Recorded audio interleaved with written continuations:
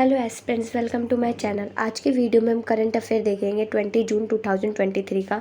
जैसा कि आपको पता है, करंट अफेयर्स बहुत ही ज़्यादा इंपॉर्टेंट है किसी भी गवर्नमेंट एग्ज़ाम के लिए, चाहे वो हम एसएससी की एग्ज़ाम की बात करें या रेलवे की एग्ज़ाम की बात करें, यूपीएससी की बात करें। हर गवर्नमेंट एग्ज़ाम में करंट अफेयर्स का करंट अफेयर्स के क्वेश्चन जरूर आते हैं। करंट अफेयर्स की नॉलेज होना बहुत ही ज़्यादा ज़रूरी है। करंट अफेयर्स के जो क्वेश्चन होते हैं, बच्चों को इसके बारे में कोई आइडिया नहीं होता कि कहाँ से किस टॉपिक से क्वेश्चन पूछे जाएंगे। तो करंट अफेयर्स भी बहुत ही ज़्यादा इंपॉर्टेंट है। तो चलिए आज की वीडियो शुरू करते हैं। वीडियो को स्टार्ट करने से पहले हम एक मोटिवेशनल कोट पढ़ लेते हैं, और ये मोटिवेशनल कोट मैंने खुद लिखा है। अगर आपको अच्छा लगा हो तो प्लीज़ कमेंट सेक्शन में ज़रूर बताइएगा। फिर ऐसे ही मैं और भी मोटिवेशनल कोट्स लिखकर आपको प्रेजेंट करती रहूँगी। तो चलिए स्टार्ट करते हैं। Never ever give up in your life. कभी भी अपने लाइफ में गिव अप मत करिएगा। Always try to give your 100%. So only give focus to achieve your goal. One day you will definitely achieve your goal and you will become an IAS officer. Best of luck and keep going. कभी भी अपने life में give up मत करिएगा। हमेशा try करते रहिए और अपना 100% देते रहिएगा, और अपने गोल पे हमेशा फोकस रखिए। एक दिन आप ज़रूर अपने गोल को अचीव कर लेंगे और IAS ऑफिसर बन के दिखाएंगे। बेस्ट ऑफ लक, ऐसे ही आगे बढ़ते रहिएगा। देखिए, जैसा कि आपको पता है कि लाइफ में बहुत सारी प्रॉब्लम्स आ जाती है, तो जिस वजह से जो है स्टूडेंट्स जो है अपने गोल को मिस कर देते हैं, छोड़ देते हैं, बोलते हैं हमसे नहीं हो पाएगा, वो गिव अप कर देते हैं। पर कभी भी अपनी लाइफ में गिव अप मत करिएगा, क्योंकि आपका एक चांस, अगर आपने एक बार ट्राई किया, क्या पता उस ट्राई की वजह से आप अपने गोल को अचीव कर पाए। तो हमेशा ट्राई करते रहिए और अपना 100% देते रहिए। आप एक दिन अपने गोल को अचीव जरूर करेंगे, और मुझे यकीन है आप IAS ऑफिसर बन के दिखाएंगे। Thank you. चलिए अब हम आगे बढ़ते हैं, करंट अफेयर्स देखते हैं। पहला है a rising India involves dance steps with the USA। हम इस आर्टिकल में हम इंडिया और USA के रिलेशंस के बारे में ज़्यादातर जो है चीज़ें बताई गई है, तो इस आर्टिकल में हम वही देखेंगे।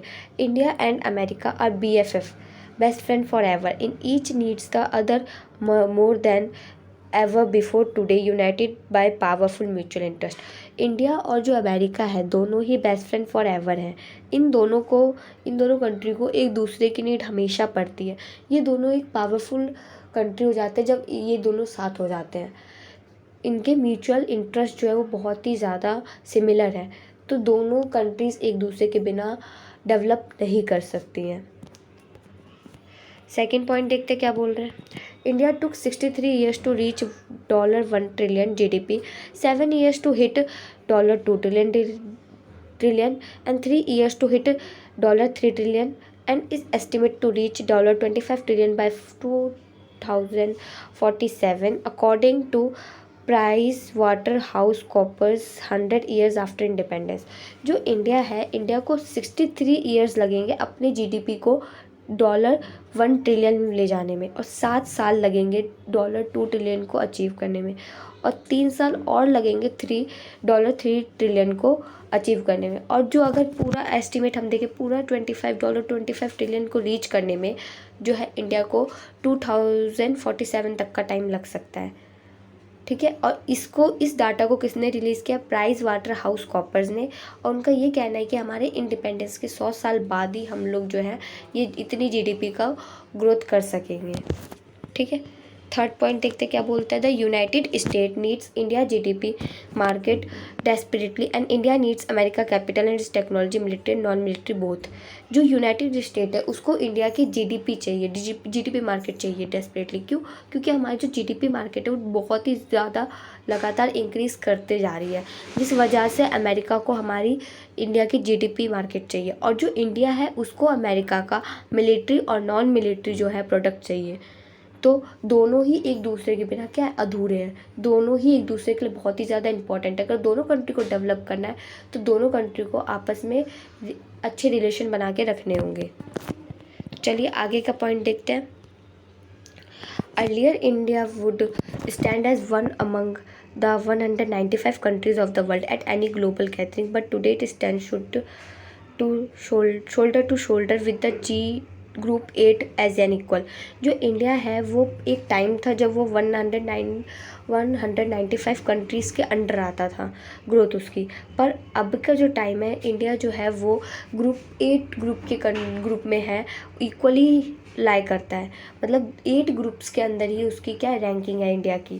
पहले कितनी रैंकिंग थी उसकी? 195 कंट्रीज़ के अंडर में, ठीक है। और अब है ग्रुप 8 ग्रुप्स के अंडर में इक्वली है। और लास्ट पॉइंट देखते हैं क्या बोल रहा है। India global rise is largely because of the prime minister personal outreach and ability to build strategic friendship with world leaders quickly and with mutual value.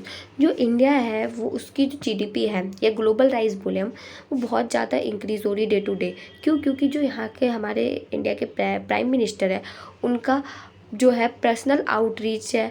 मतलब वो बहुत सारे कंट्रीज़ के जो है लीडर्स से उनसे मिलते रहते हैं, उनसे कांटेक्ट करते रहते हैं और अपनी फ्रेंडशिप को इंक्रीज़ करते रहते हैं, जिस वजह से उन्हें अगर हमारे इंडिया को किसी भी कंट्री की ज़रूरत पड़ी तो वो उनसे जाके हाथ मिला के यूज़ कर सकते हैं उन कंट्री के साथ को। तो इसीलिए जो हमारे प्राइम मिनिस्टर है वो बहुत ज़्यादा ही म्यूचुअल वैल्यूज़ या म्यूचुअल फ्रेंडशिप को इंक्रीज़ कर रहे हैं बहुत रैपिडली। तो चलिए अब हम अपने सेकंड आर्टिकल की तरफ चलते हैं। और मैं आपको पहले बता दूं, आज के द हिंदू न्यूज़पेपर में करंट अफेयर्स जो है बहुत ही इंपॉर्टेंट करंट अफेयर्स बहुत कम थे। 3 करंट अफेयर्स इंपॉर्टेंट थे जो कि मैंने इस वीडियो में आपको बताए हैं, तो देख लीजिएगा।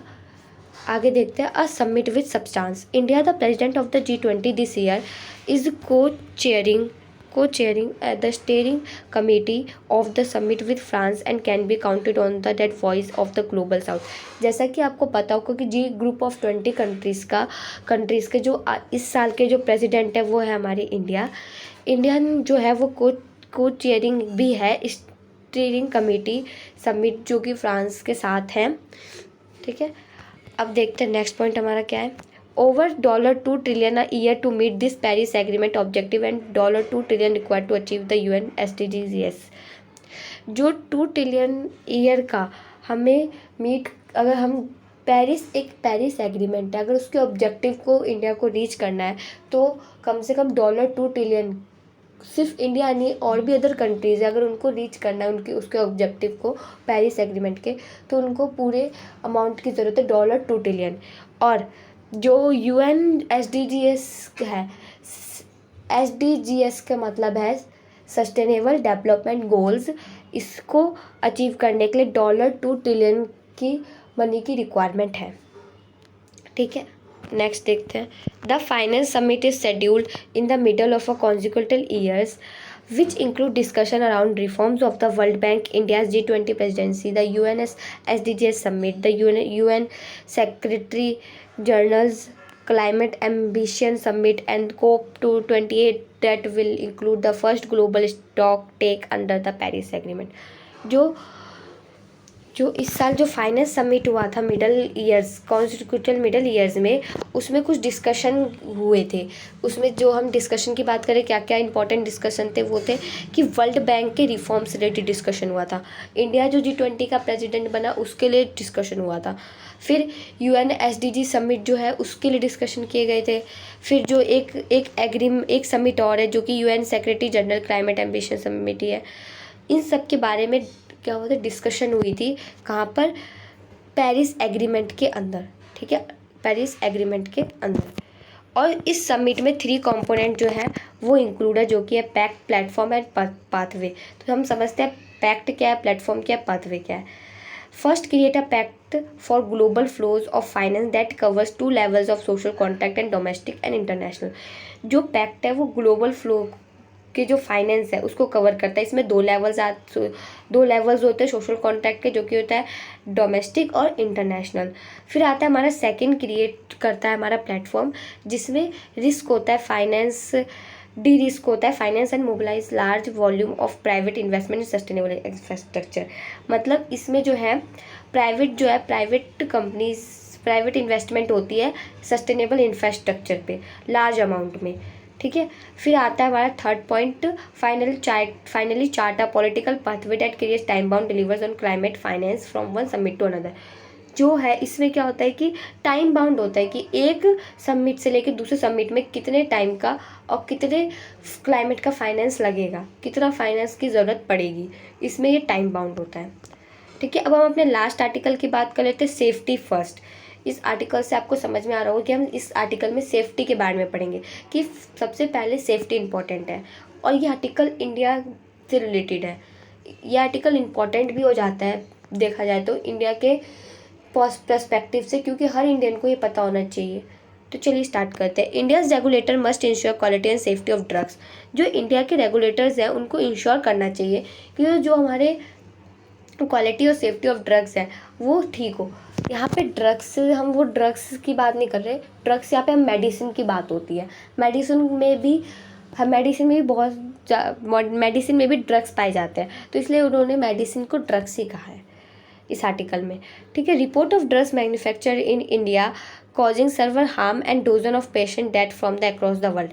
जो इंडिया में जो ड्रग्स मैन्युफैक्चर होते हैं, जो हम बोले मेडिसिन मैन्युफैक्चर हो रही है, उसकी वजह से बहुत ज़्यादा हार्म हुआ है और डोजन्स 12 पेशेंट जो हैं वो डेथ भी हो गए हैं वर्ल्ड अक्रॉस द वर्ल्ड में, इंडिया के ड्रग्स की वजह से, इंडिया के मेडिसिन की वजह से।